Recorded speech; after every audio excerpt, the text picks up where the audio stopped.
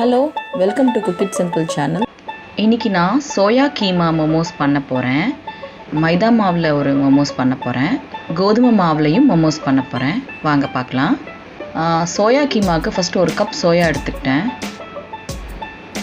2 medium size வெங்காயம் பொடியாக cut பண்ணிக்கணும். இஞ்சி பூண்டு paste 1 teaspoon, red chilli powder 1 teaspoon, சோம்பு 1 டீஸ்பூன், கரம் மசாலா 1/2 டீஸ்பூன், கொஞ்சம் கொத்தமல்லி பொடி பொடியாக கட் பண்ணி எடுத்து வச்சுக்கணும். சோயா கீமாக்கு அடுப்பில் தண்ணி நல்லா கொதித்த பிறகு இதில் போட்டு ஸ்டவ் ஆஃப் பண்ணிவிட்டு ஒரு தட்டு போட்டு மூடி ஒரு 10லேருந்து 15 நிமிஷம் அப்படியே வச்சுருக்கணும். இப்போ ஒரு 15 நிமிஷம் ஆயிடுச்சு. நான் அதை எடுத்து நல்லா தண்ணியை பிழிஞ்சு வச்சுருக்கேன். ஒரு மிக்ஸி ஜாரில் போட்டுக்கிறேன். கோஸாக அரைச்சிக்கிறேன். இப்போது ஒரு கடாயில் எண்ணெய் ஊற்றி சோம்பு போட்டு நறுக்கி வச்சுருக்கிற அந்த வெங்காயத்தையும் போட்டு நல்லா வதக்கிக்கிறேன். இந்த சோயா கீமாக்கு தேவையான அளவுக்கு உப்பு போட்டுக்கிறேன். அதையும் நல்லா வதக்கிக்கிறேன். உப்பு உங்களுக்கு எவ்வளோ தேவையோ நீங்கள் போட்டுக்கலாம். இப்போ இஞ்சி பூண்டு பேஸ்ட் போட்டு நல்லா வதக்கிக்கிறேன். இப்போ இந்த எடுத்து வச்சுருக்கிற இந்த மிளகாத்தூளையும் போட்டுக்கிறேன். கரம் மசாலா அதையும் போட்டுக்கிறேன். அதையும் நல்லா ஃப்ரை பண்ணிக்கிறேன். இப்போ இந்த அரைச்சி வச்சுருக்கிற இந்த சோயாவை இதில் போட்டு நல்லா வதக்கிக்கிறேன். இப்படியே நம்ம வதக்கி விட்டுட்டே இருக்கணும். அவ்வளோதாங்க. இது தண்ணியெல்லாம் ஊற்றி கொதிக்க வைக்கக்கூடாது. பிகாஸ் இது ஸ்டஃபிங் பண்ண போகிறோம். லாஸ்ட்டாக கொத்தமல்லி தூவி ஆஃப் பண்ணிடணும் ஸ்டவ்வை. இப்போது நான் ஒரு கப் மைதா மாவு எடுத்துக்கிறேன். மைதா மாவில் கொஞ்சம் தேவையான அளவு உப்பு போட்டு 1 டீஸ்பூன் எண்ணெய் ஊற்றி மிக்ஸ் பண்ணிக்கிறேன். தண்ணி ரொம்ப ஜாக்கிரதையாக ஊற்றணுங்க. மைதா மாவுக்கு நிறைய தண்ணி ஊற்றக்கூடாது. சும்மா தெளித்து விட்டு இந்த மாதிரி மாவை மிக்ஸ் பண்ணிக்கணும். ஏன்னா ரொம்ப தண்ணி ஊற்றிட்டிங்கன்னா இது ரொம்ப பிசு பிசுன்னு ஆகிடும். அளவாக தண்ணி ஊற்றி மாவை பிசைஞ்சிக்கணும். கோதுமை மாவு மாதிரி இது கிடையாது. பாருங்கள், நான் மாவை நல்லா பிசைஞ்சு எடுத்து வச்சுருக்கேன். இது கொஞ்சம் நேரம் ஊறட்டும். இப்போது அந்த மாவில் குட்டி உருண்டைகளாக பண்ணி சப்பாத்தி மாதிரி உருட்டிக்கலாம். சின்ன சைஸ் அளவு போதுங்க. ரொம்ப பெருசாக உருட்டக்கூடாது.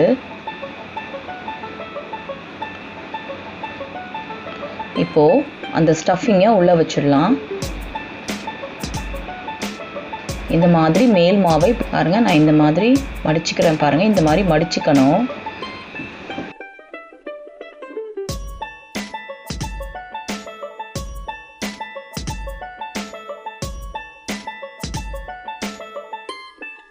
இந்த மாதிரி மடித்து ஃபுல்லாக இந்த மாதிரி ரோல் பண்ணிக்கணும். இப்போ நான் இதை ஒரு 15 நிமிஷம் ஸ்டீம் பண்ணணும். இப்போ நான் கோதுமை மாவு எடுத்துக்கிறேன். பாருங்கள், கோதுமை மாவில் நம்ம நார்மல் சப்பாத்தி மாவு பிசைகிற மாதிரியே பிசைஞ்சிக்கலாம். இப்போ அந்த கோதுமை மாவை நான் சின்ன சின்ன உருண்டைகளாக எடுத்து உருட்டிக்கிறேன். இப்போ அதை நல்லா மெல்லிசாக அதை போட்டுக்கிறேன்.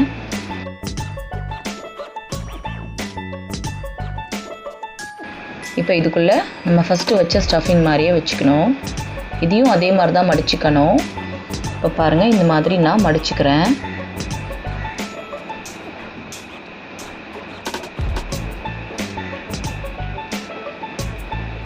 மாவு கீழே ஒட்டாமல் இருக்கிறதுக்கு நீங்கள் உருட்டும் பொழுதே கொஞ்சம் எண்ணெய் தடவிக்கோங்க.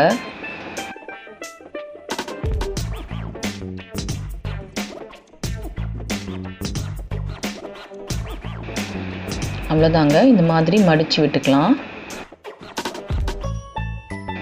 இதை கொஞ்சம் ரோல் பண்ணிக்கலாம்.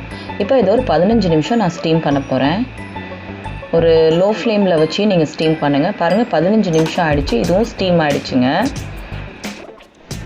மொமோஸோட தொட்டு சாப்பிட்றதுக்கு ஒரு சட்னி பண்ண போகிறேன். 2 மீடியம் சைஸ் தக்காளி எடுத்திருக்கேன். காஞ்ச மிளகாவும் பூண்டும் எடுத்திருக்கேன். காஞ்ச மிளகா உங்கள் காரத்துக்கு தகுந்தவாறு நீங்கள் எடுத்துக்கலாம். தக்காளியை நான் நறுக்கி வச்சுக்கிறேன். அதில் காஞ்ச மிளகாயும் பூண்டையும் போட்டு தண்ணி ஊற்றி மூடி வச்சுக்கிறேன். அந்த தண்ணியில் இது வெந்துடணும். நல்லா வெந்துருச்சு பாருங்கள். இப்போது இந்த தக்காளி தோலெல்லாம் தானாகவே வந்துருச்சு பாருங்கள். அப்படி தோல் வரலன்னா நீங்களே அந்த தோலை எடுத்துருங்க. கொஞ்சம் ஆற வச்சு பண்ணிக்கோங்க, இல்லைன்னா கை ரொம்ப சுடும். இப்போ பாருங்கள், இது எல்லாத்தையும் நான் மிக்சியில் போட்டு அரைச்சிக்க போகிறேன். இப்போது தேவையான அளவு உப்பு போட்டுக்கிறேன். பாருங்கள், நல்லா அரைச்சி எடுத்து வச்சுருக்கேன். இதை வந்து நீங்கள் ஒரு பவுலில் ஊற்றிட்டு இது மேலே வந்து நீங்கள் கொஞ்சம் நல்லெண்ணெய் ஊற்றிக்கோங்க. நல்லெண்ணெய் ஊற்றுனீங்கன்னா இந்த சட்னியோட டேஸ்ட் இன்னமும் ரொம்பவே சூப்பராக இருக்குங்க. அவ்வளோதாங்க, மோமோஸ் ரெடி ஆகிடுச்சுங்க. 2 மோமோஸுமே. வீடியோ உங்களுக்கு பிடிச்சிருந்தா லைக் பண்ணுங்கள், ஷேர் பண்ணுங்கள், கமெண்ட்ஸ் போடுங்க, சப்ஸ்கிரைப் பண்ணுங்கள். தேங்க்யூ.